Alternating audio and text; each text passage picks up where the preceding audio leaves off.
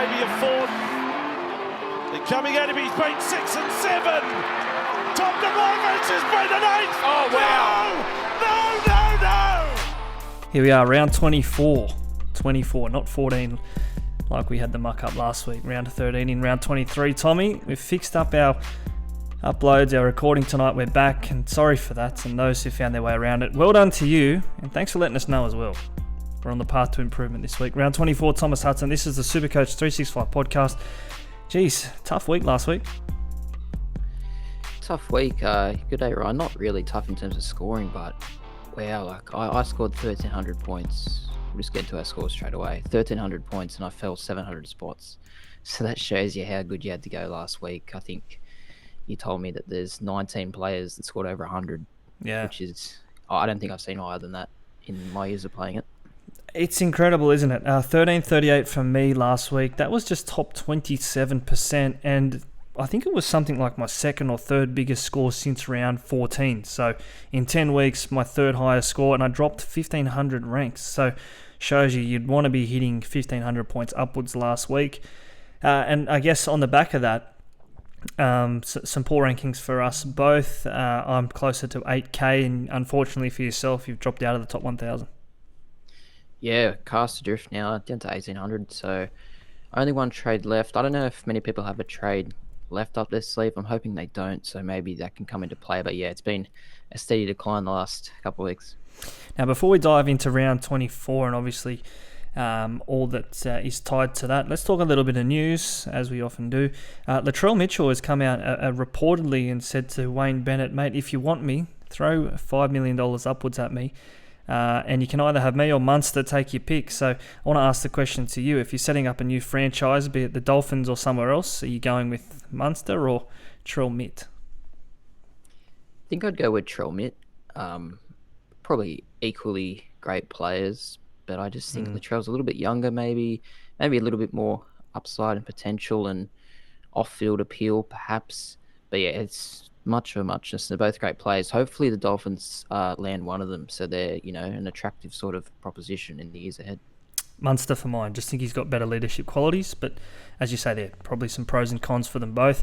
On that round 24, Jerome Luai back for the Panthers this week. So speaking of good players coming back and boosting teams, he's certainly one of them, and they're going to need it. The Panthers, they wrapped up the minor premiership last week, but now they turn their attentions to 24, 25, and then the finals, and Luai's a massive part of that. Yeah, they'll want to be getting back into their best form. They've been pretty decent without their stars the last few weeks, up against the Warriors this week, so they'll be looking to put a score on, you'd imagine. Now, you touched on it there, and before we do look ahead to round 24, just one more point on round 23. 19 players last week scored 100 points or more. Very easily could have been 20 points. Alex Johnston with 99. That has to be on par or even better potentially than some of the weeks we saw last year in 2021 when Turbo and Cleary and co were pumping 100s weekly. Yeah, that's exactly what it felt like, didn't it? The blowout scores, I think 6 teams scored over 40 points, something like that anyway, and that obviously translated to some ridiculous SuperCoach scoring. I think my own team, I had 3 or 4 over 100, which you usually would be happy with. Yeah. But then you see 19 players across the game. So, yeah, it was just a rare week of scoring. Rightio, let's dive into it. Round 24. We'll waste no time here. The Broncos kick us off Thursday night footy at Suncorp Stadium up against the Parramatta Eels. The outsiders, the Broncos at home, $2.23 with topsport.com.au head-to-head. The Eels, $1.67. The line, 3.5. The home team gets it, and they're going to probably need it as well, Tommy, given what we saw from Parramatta last week. Although, when Parramatta's supposed to win, they often lose. So, how do we see this one playing out? Yeah, tough. Brisbane just gone. I probably expected them to lose to Melbourne the other day, but not to get 60 points put on them. Maybe they have such a nice young team who have had a big season. Maybe they're just getting a little bit tired towards the back end of it. Yeah, and probably one of their better players this year, Pat Carrigan's still missing. So he'll be back next week for the Dragons match before... I was about to say before they play finals footy, but will they? Will they make the 8? Will they miss it? They're going to have to win here to shore it up, or at least find a win against the Dragons next week to consolidate that place in the top 8. Yeah, huge game, really. Eels clinging on to a small chance of top 4, but it looks unlikely. think they're safe for the top 8 now after the win the other day. So, yeah, it is a big game with plenty to play for. I think the other day the Eels, Dylan Brown was huge. I think he got around 130 from memory. I don't own him, so that was a rough watch. Moses returned in fine style as well. So some of these Eagles players, if you've held on to them or you got in last week, you're cheering. Yeah, Dylan Brown, 134. Moses, I think he got about 98. So the halves combine a couple of times off kicks and regathers to score tries. Just speaking of how bad the Broncos were against the Storm last week, how about this? Billy Walters top scored their SuperCoach output with just 52 SuperCoach points. There's in all sorts last week. And, I mean, when you're conceding 60, probably no real surprises there. Yeah, I don't know if they can turn that around in 6 days until they play Parramatta. So, yeah, put me down for the Eels here. And I think, maybe Dylan Brown, Moses is sneaky vice-captain options for the start of the week. Yep, we'll talk captains at the back end of the podcast, as we always do with our captain's call. Stick around for that as well. Later, Friday night footy, 6 p.m. kickoff, the first game of 2 on Friday. The Panthers, arguably the shortest price, and not even arguably, definitely the shortest priced favourites this weekend, $1.01. That's Alex Johnston, top try scorer, like odds there. The Warriors, $17 head-to-head to start. Now, I think this is massive. 29.5, bit of rain around Sydney, and the over-under 51.5 points. I don't see that getting anywhere near the overs, because the Warriors, they might not score any. No, I agree with what you're saying. Like, obviously, Penrith will win this game and win it pretty comfortably, but they're not known for smashing teams, the Panthers, really. They're more known as that defensive juggernaut. And, yeah, like you're saying there, the Warriors will be lucky to score a try. Penrith will probably, to go over that line, they need to score nearly 50 themselves, so it's probably hard to see it happening. Yeah, players like Luai we've already mentioned, but Isaac Tango, Taylor May, Brento or Isaiah, if you're holding any or all of those, you'd probably be licking your lips this weekend, not even to mention then Stephen Crichton, the goal kicker, who could be kicking a few this week. Just on the Warriors, though, last week, they were dire, they were dreadful against the Cowboys. How do they bounce back? How do they get up for this? Because they often, they were playing on emotion for so long. Now they've gone back home. They seem to be playing well at Mount Smart, but when they're away, they're just a complete basket case. Yeah, it's hard to imagine them getting up for this game at all. Reece Walsh had an unfortunate night. I think he scored negative, or he was negative, and then he updated to 2 points on SuperCoach. So he had a real rubbish evening. Johnson's just not the player he once was, is he? Let's be honest. No. He's been disappointing this year. So, yeah, I think it's going to be a long night for the Warriors. And like you said there, any of these Panthers players, they haven't been great of late on SuperCoach, but you'd have to think they're bouncing back this week. One of those players, potentially Isaac Tungo, already mentioned him there. I've declared him as a moral this week. I think he scores at least one try. He hasn't scored since round 17, the night they beat the Sharks at Penrith Park, but I think he could go massive this week. Playing down that left side, Luai back is a big inclusion. And you look at where the Warriors conceded last week. I think Dearden scored a double. Tuolangi down the left side as well. Luciano Leilua down the left side. And even Chad Townsend, a kick and regather, ended up on the left-hand side of the post. So that's where the Warriors are conceding. Kick out, Tango, May, Luai even, they could be in for a big night. Yeah, I do agree, but Tungo's average the last 3 weeks is only about in the low 40s. So he does have a little bit of repaying to do, but he's been a good buy all year. So I'll let him off the hook, and he should have a big game on Friday. I agree. Big bounce back game for the young gun out there, Isaac Tungo. Yeah, as you say, he's probably been a little bit quiet back end of the year, but paid us well to start off the 2022 SuperCoach season. Let's move on. Friday night, rounding us out, probably the game of the week, this one. The Melbourne Storm, the Sydney Roosters, a rivalry which dates back, obviously headlined by the 2018 and 2019 seasons. Melbourne here favourites $1.57. The Roosters outsiders $2.40. Looking here as well, -4.5. The line, the Storm, they're giving it away. Yeah, I kind of understand the line. I think, obviously, Roosters winning 72-6 the other day is incredible on paper and whatnot, but they beat the Tigers, who were just disgusting, really. I think it was more about the Tigers being bad than the Roosters being good. So, yeah, I think it's a massive step up in class. And, the Roosters have been playing well, but I don't think they've beaten anyone, really. So, this is a big test. Yeah, big test here. The Storm themselves put on 60, as we've already said. These two teams combined, just to put it into perspective, 132 points to 18 scorelines last week. Obviously, plenty of points scored last week. I think defence will be the focus for both of these teams this week. And for the Storm, a big inclusion, Felice Kafusi. He returns from personal leave, which obviously means Tui Kamikamica will revert back to the bench. But in terms of shoring up an edge, that right edge particularly, where the Roosters ran riot through Angus Crichton last week, that's going to be a big inclusion for the Storm this time around. Yeah, absolutely. Crichton I think he's been underwhelming this year. A lot of super coaches would agree with that, but he's bounced back recently, and 2 tries the other night, 4 tries for Nat Butcher, so they were on fire. What do you make of the Storm, how they're using Cam Munster without Ryan Pappenhausen? They're taking Munster back to 1 the last few weeks, despite being named at 5'8". So is that something we're going to see more of, do you think? I think it's working quite well with him at the back, and if I had known that, I would have definitely tried to get him in at the back end of the year. Yeah, the dynamic there with Meaney is working, and I think I was not critical of Meaney, but maybe questioned the way that they'd use him in the halves at the start of the year. Remember, Munster was out for round 1. Meaney was named in 6. I didn't think he'd play there. He ended up playing there and did a decent enough job against the Tigers on that occasion. Whatever it is, it's working.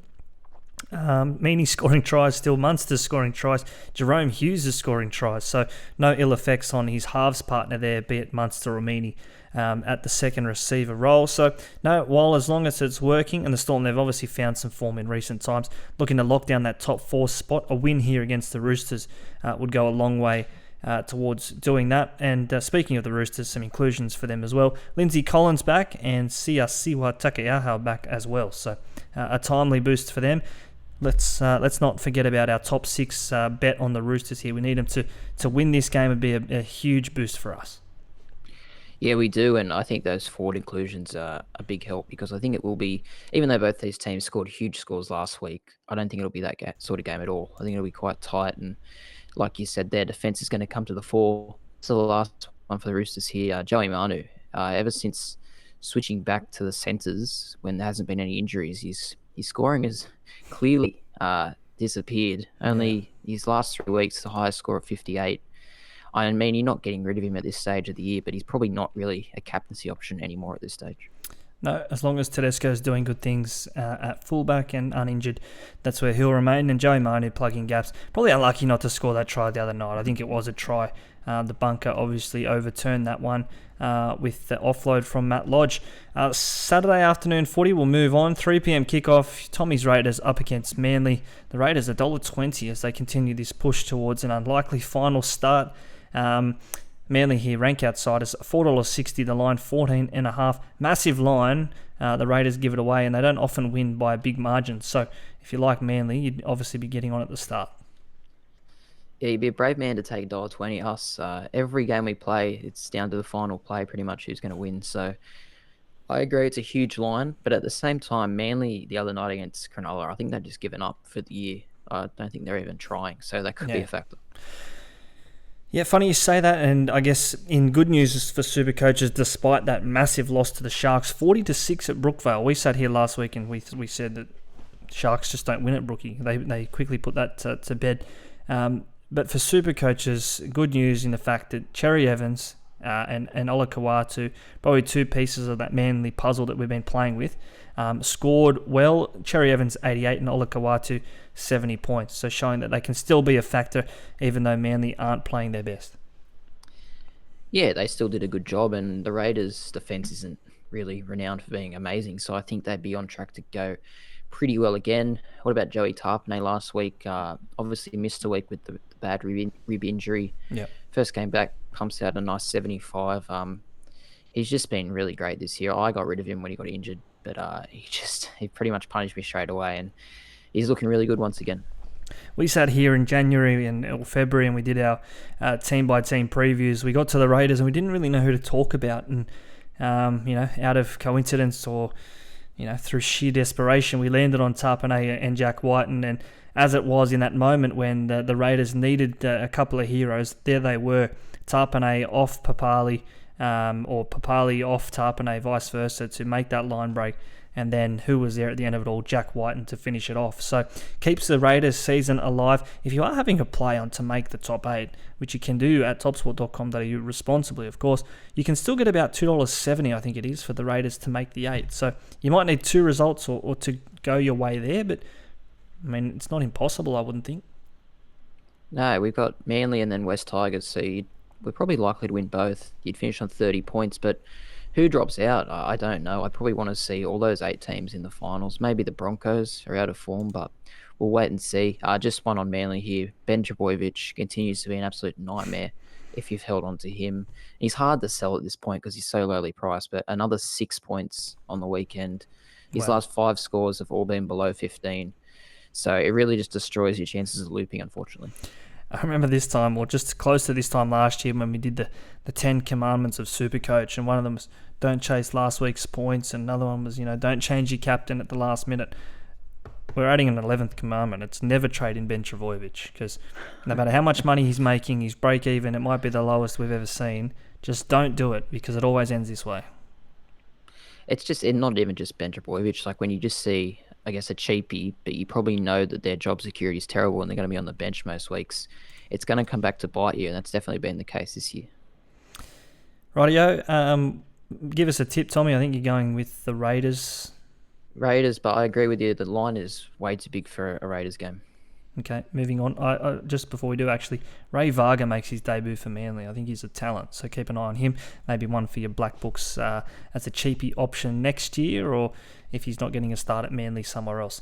Saturday afternoon, this one 5:30 p.m. kickoff at Shark Park. The Sharks back at home here against the Bulldogs. $1.05. Bulldogs, there's some prices here this weekend. $10 head-to-head. The line 22.5. That won't be enough. Over under 50.5 points. I think this could be a massive score for the Sharks. Tommy, Nico Hines. We don't talk about the Sharks without talking about Nico Hines. 130 last week. Is he the number 1 draft pick next year? He's got to be very close. Yeah, I said he was last week, and my mind definitely hasn't changed. He's honestly set and forget for me with captaincy at the moment. I just put it on him every week. He does a job. His bad games, he's still getting 80. So it's just his floor is just amazingly high.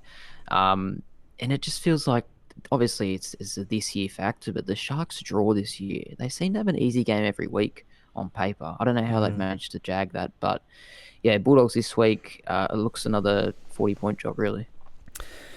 Speaking of, Andrew Fifita plays his last game at Shark Park, and of course he scored that famous try to win them their only premiership to date. $7.25 for an anytime try scorer play, Andrew Fifita. We know rugby league love stories, Tommy. This would be a massive one.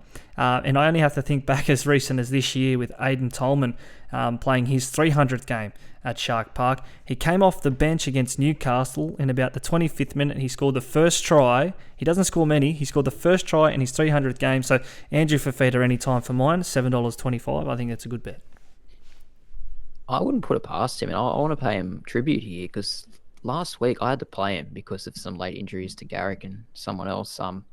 He pulls out 65 points off the bench. That's his highest score all year. A try assist. He ran really hard, so he actually played really well. So good luck to him. Somewhat fitting he plays his last game against the Bulldogs as well. Remember all those years ago he inked a massive deal to go there and never did. Just on the Doggies though, and a couple of players here which we've spoken about the last couple of weeks. Matty Burton, just 48 last week, and Josh Adokar, 43 SuperCoach points. I mean, where to? If they're two of their best and not scoring well, it's probably a sign that the Bulldogs have just about checked out.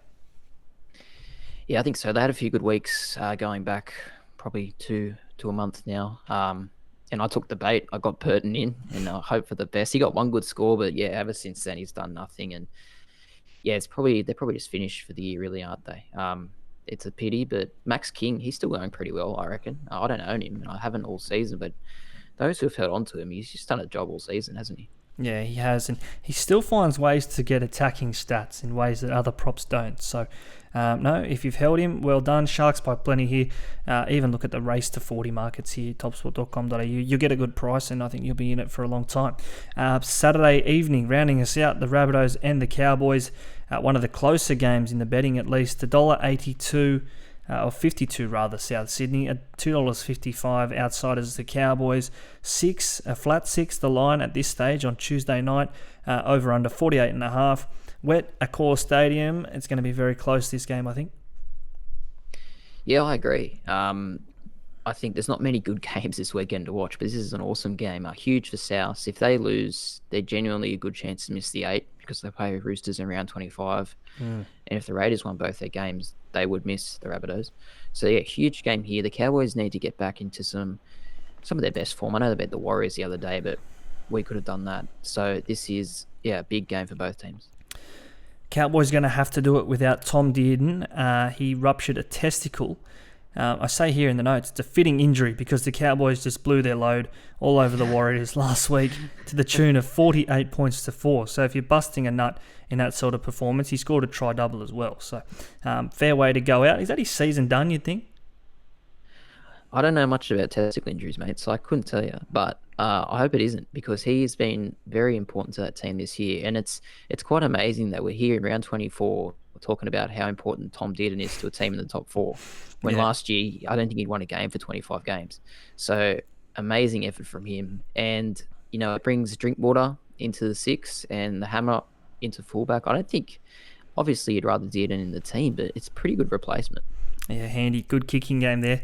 The only question I have there is the defence, obviously. Drinkwater not having to have done a lot of tackling in the front line this year. And Hammer, I know he's got speed at the back, but in terms of his communication, getting the Cowboys' defence around, obviously that's been Drinkwater's job for large parts of the season. So that could be an out there. And obviously the Rabbitohs last week, narrowly beaten in the 78th minute. They could have shocked us all, I think, just about. The Rabbitohs last week against Penrith. I say it here, Alex Johnston, the best bet in sport, quote-unquote Thomas Hudson, $1.52. Throw it in your multis this week because he's going to get one. Yeah, you'd have to think so. Big score again last week. Latrell got over 100 again. I think he's scored over 100 5 out of 6 weeks since his return or something like that. So amazing scoring. Maybe every injured player should go to America just for whatever he did over there because it's really working. But their defence last week let them down. Every time Penrith got the ball down their end, they seemed to score. I feel like +6 for the Cowboys. It's a great line. I think this is a flip of the coin, so I'm happy to be with the Cowboys at the start.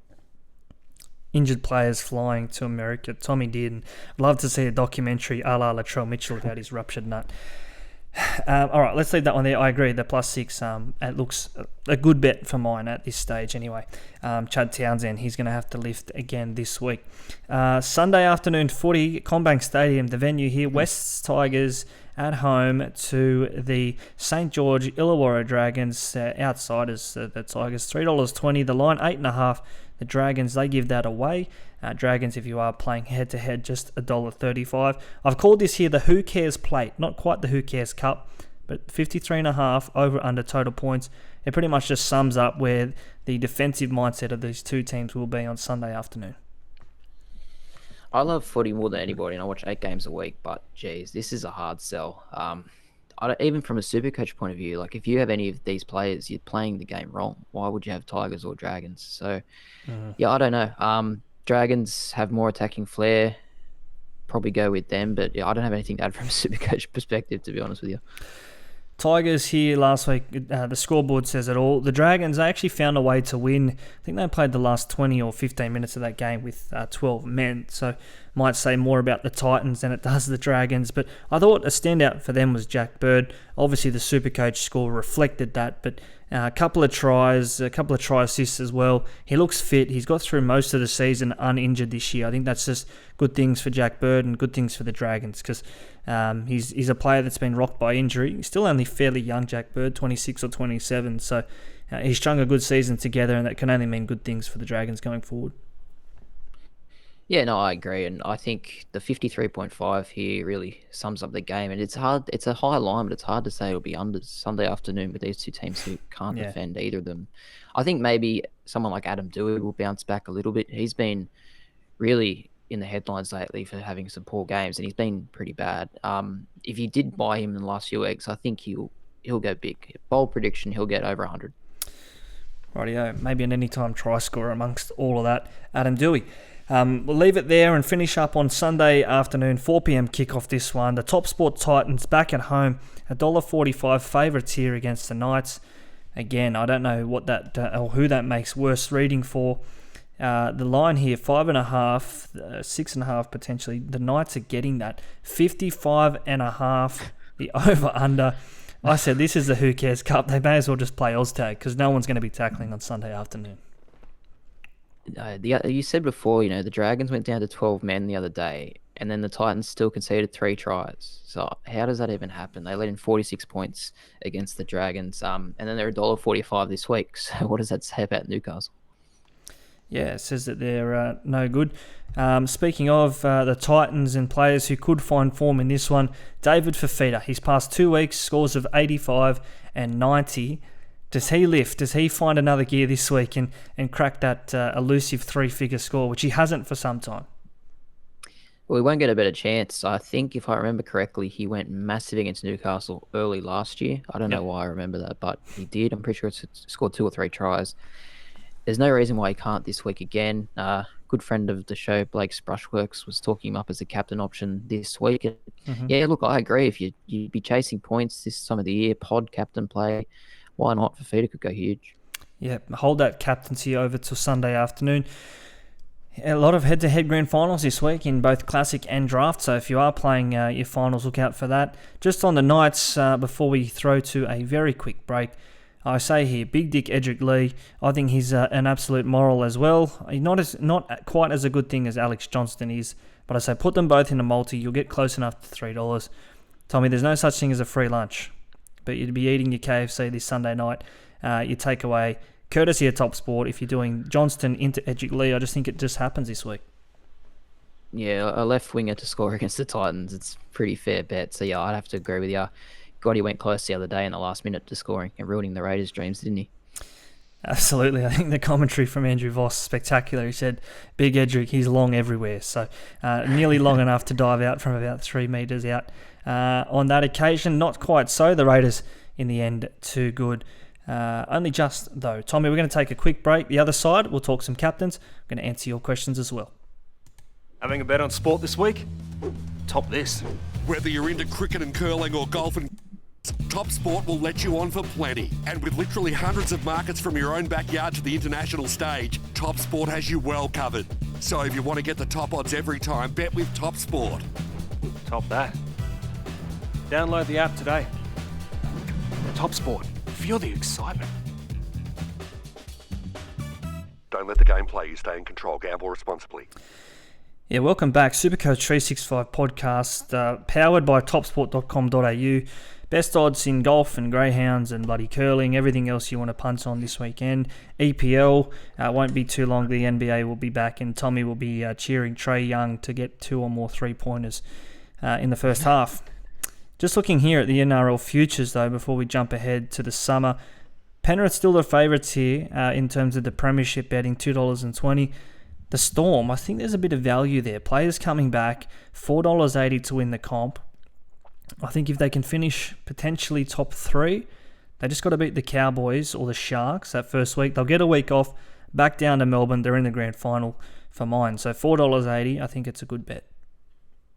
Yeah, no, I like it. They look the 2 clear chances yet again this time of year. I think maybe the Eels at 16 are slight value, only because they've beaten both Panthers and Storm this year. But yeah, you'd have to take them on trust. We spoke already of the make the top 8 markets. The true believers of the Canberra Raiders, $2.90. That might be a little bit appetising there. The Broncos, probably the likely chance of those 4 listed. Obviously the Rabbitohs, the Roosters, Broncos, Raiders. $1.13 the Broncos. But the value certainly with Canberra there. If the Broncos can drop 2 games, the Raiders win 2. That's how it'll finish. Yeah, I also like the Rabbitohs to miss the top 8 at $8. If they lose to Cowboys this week, which is very possible, then they only have to lose to the Roosters in round 25. Like, both games are very hard. So, $8 to lose both, not bad odds. Yeah, you'd be getting a better price going that way than if you were to back both their opponents and multi them week on week. So, good shout there. You'd be having a look at that as well. You can check all these markets out, as we say, topsport.com.au, NRL Futures. If you are having a play, do so responsibly. Tommy, let's talk some captains for round 24. Kicking us off Thursday night, speaking of the Broncos, we're going the other way with Mitchell Moses and Dylan Brown, both great vice-captaincy options early in the week. Yeah, for sure. If Brisbane show up with the same defensive attitude as last week, the Eels could really put them to the sword. You don't really know what you're going to get with Para, but at their best, they're really good. So, Brown, Moses, even Pupley, perhaps. But then Friday night, 6 p.m, there's a lot more options, isn't there? Yeah, you could write a ticket for 4 or 5 of these Panthers if you're holding them. I think the key ones, though, would probably be Jerome Luai. I think back as the predominant playmaker down that left side certainly helps.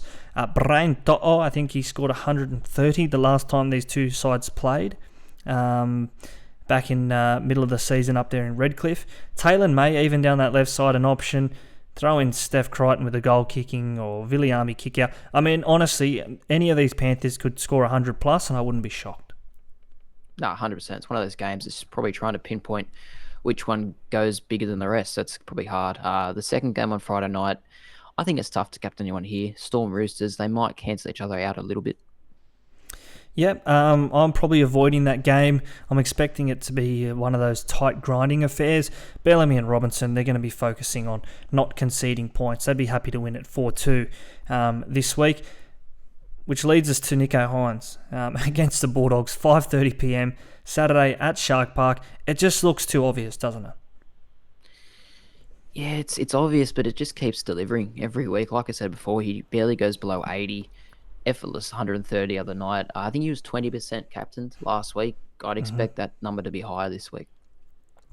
Latrell Mitchell, obviously always an option with South Sydney. The goal kicking there, and Cowboys weakened by no Tommy Dearden. But again, even if you are playing your draft leagues, probably more likely not holding Latrell but holding AJ or vice versa. You definitely got to have a little bit of the pie, at least a vice captain option there with one of those two. Probably a brave move to captain Johnston in your classic leagues, but Latrell, he's always an option. Yeah, absolutely. As I said before, he's got 5 out of 6 scores over 100 since returning, so he's in rare form. Probably not the Cowboys this week. I just think maybe away from home they might not go huge. And the only other one I'd like to raise on Sunday, which is a dire Sunday of footy, let's be honest. David Fifita, as we said before, little pot option. He could go massive against Newcastle. Yeah, absolutely. He could be massive. He could get 30, and I wouldn't be shocked either way. But if you are chasing your points, if you are chasing a 120 or even 130 upwards on Sunday afternoon, Fifita a good shout. Otherwise, you'd probably be looping a Nicho Hynes earlier in the week. Otherwise, let's finish off with some of these questions here. Short and sharp tonight. Only a handful of questions to get through here. You've already mentioned him, Blake's Brushworks. Let's kick it off with Blakey. He says, Tamau should take the suspension to give back to all the fans that have had to watch him. Rough. I mean, given the way the Tigers have played, and not to single out individuals, but he hasn't been a star for them, but really, they've not had many.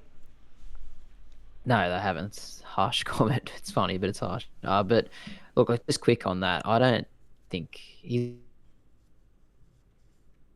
constantly comes out and says how important it is to respect the officials and whatnot, and giving a player a week for saying all that stuff directly to his face, it's just weird decision. What does it say to Brandon Smith, who obviously missed 5 or 4 weeks, at least 4? I mean, he questioned the ref's integrity, probably a little bit different to saying a ref's incompetent, but not entirely dissimilar, is it? So when you're suddenly getting such a disparity in suspension, it's boggling. Well, he didn't bring his wife to the hearing, and he didn't mention his kids straight away. So you got to play that sort of heartfelt narrative, as Tamo has done so effectively here. Yeah, rugby league loves this story. Sione Mene says to play Kiraz, obviously Jacob Kiraz or Ezra Mam this week. Kiraz up against the Sharks or Ezra at home to the Eels earlier in the week. It's that time of year, hey, we're having to play these players which you really wouldn't want to play. They're 2 tough options. Maybe Ezra Mam, but I don't know. I think Ezra, more likely to score, hands on the footy, And he is a player that has a friendly Supercoach game. Ezra Mam always around the ball. Bosco Harris, 14. Is Schuster going to be a nice cheapie next year with him going into 5'8"? I don't know. I mean, you think on paper, yeah, look, it looks a great buy, but KO Weeks is there sniffing around for Manly as well. They could go out and sign a 6. I don't think Schuster is even on the radar at Manly at the moment. He can't make the team most weeks. So I'm not going to dive into Josh Schuster just yet. No, he's the sort of player who would need a massive preseason because, like you said, he's barely flavour of the month there at the moment. Last year he was one of their best players, and this year, like Andrew Davey, is pretty much beating him out into the spot. So yeah, wait and see. Turbo back will help him. I think we saw a lot of those two link up last year, and if he is at 6, maybe more chance to do that next year. But again, he's no guarantee. Adam Pearson, official. Who's Adam Pearson? Is he someone famous? Does he have a blue tick? I don't know if you can have official in your name without a blue tick. Does he? Well, he must be famous. No. Anyway, he says, what do you like, or who do you like for round 24? Bo Fermor against the Knights. Viliami Kikau, against the Warriors, or Joey Tarpanay against, who do the Raiders have? The Manly Seagulls, of course. Probably this time of year I'm chasing high ceiling players, so Viliami Kikau, top of the pops there. I'd be going Fermor. I think he's just consistent, can find tries. Gold Coast at home. Okay, much of a muchness, Fermor Kikau. Tarpanay, again, it's hard to knock him though, what he's done this year.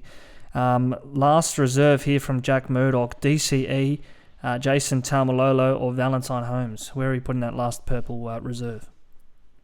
Wow, embarrassment of riches there that you can choose from those three. I've got Tyson Frizzell playing this week, so well done, Jack Murdoch. I'm going to say DCE. I would be going Valentine Holmes, purely for the assurances of the goal kicking. Although against South, he may not get many goal kicks. DCE, I mean, he's over every chance of a try assist, isn't he? So I think we both agree that Taumalolo would be taking home the bronze medal of those three. Yeah, he's just not performing as well as he was earlier in the year. Maybe the return of Ruben Cotter, who was just playing incredible. He comes on and he just changes that team. So yeah, maybe Lolo's he's not finished, but he's never going to score how he used to. No dependency there. And last one here. Now, this might take some brain power, so we might not be able to get through all of it. But Simon Grunstein, friend of the show, says, what is the final best 17? So maybe we go by position. Let's start at the back. Your two best fullbacks, because you're probably running two fullbacks in your best 17. Probably Latrell and Teddy, potentially. Yeah, Latrell and Teddy, I'd have to say. Drinkwater's been very surprising how good he's gone, but Latrell and Teddy are class. Yep, and Hines dual position eligible there as well, so maybe consider him. All right, we may come back to the centre wing because that's going to be tough. Let's go to the top, maybe your hookers, your two best hookers to finish off. I mean, in an ideal world, Grant and Cook, I think they're the clear two. Appy Coruscant's also been going well, though, hasn't he? Yeah, I think we answered this last week, didn't we? In terms of your hookers, I think we both agreed Cook would be definitely in the Cronulla, and yeah, Coruscant or Grant. I think Coruscant's obviously been there more consistently throughout the year, and Grant injury and suspension, resting after Origin, etc. But if you're playing purely high ceiling players you want to finish with, it probably would be Grant and Cook, I think. Yeah, they'd be top two. Let's go to the halves. We'll stick to the spine. Halfback, number 7. I think Nico Hines. Yep. Considering we've already mentioned the other two fullbacks, I think Hines is the clear 7, especially with Cleary now out. Who would you have as the reserve 7?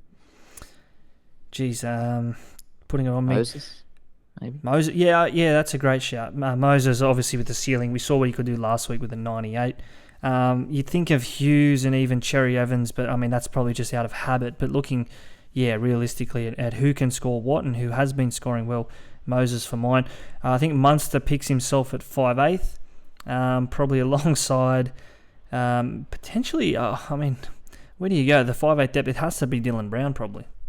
Probably Dylan Brown. I mean, I've held Walker for a long time this year, and he probably just hasn't reached the heights of last year. So yeah, I'd say Brown and Munster. Centre wings. In terms of your consistent outputs, unfortunately, he's injured Ruben Garrick. That's where my mind went to straight away. I'll tell you what, my centre wings have been letting me down. So if there's anyone that jumps off top of your mind for you, Tommy, don't hesitate to kick us off. Yeah, Manu, I think, even though he's not scoring as well as he has, he's been pretty good all year. I think if you're playing, you probably need a bit of value in your CTWs. I'd say Atas lately has been scoring really well in South's resurgence. Val Holmes has been great as well. And yeah, other than that, I don't really know, because Garrick was probably my other one. Yeah. Alex Johnston, I think, would round us out there, the final four. And obviously, with Latrell there, that adds even more weight to having AJ there. Where we left, let's go to the top. The front rowers, I think Joey Tarpanay and Isaiah Papali'i at the front row slot probably, again, picked themselves, and Clemmer may be a shout, but the way that he's been in and out of the Knights team recently, you'd prefer the other two. Yeah, Papali'i and Tarpanay, class above. Payne Haas a bit of a slider this year, probably. And the second rowers, there's an abundance of them. I mean, if I had Nat Butcher last week and Angus Crichton, I wouldn't be disappointed. Probably don't want both of them most weeks, but Angus certainly would make it. Yeah, I mean, he's probably been underwhelming earlier in the year, but he's come really good. I think David Fifita is scoring really well, probably the best scorer at the moment in the second row slot. There's not a lot of people you can just hang your hat on, really. Cam Murray even produced a 48 the other day, so this is a tricky slot. Yeah, I think previously I thought Ola Kawatu had a good run. Scored a 70 last week, but I mean, beyond that, some up and down scores. Cam Murray, you say there, and as you can hear this music rolling in the background, I'm going to leave it on this note. Isaac Tango, I've already said he's going big this week. Throw him in there, 60-point average. It's 2RF. Hasn't let us down all year. Tommy, round 24, there it is in the books. One episode to come next week. It's going to be a big one. We're going to do our Player of the Year awards. Yeah, it's like the music they play at the Oscars to get the people off the stage. So we'll get off the stage. But yeah, one more week to go. Let's try to get some green arrows. Wind us up. Look out for that on our socials as well, the Player of the Year awards. Have your say on all of that at SuperCoach365. Put up our captain's call and our teams this week as well. Enjoy your round 24 footy. Let's see them. Those green arrows.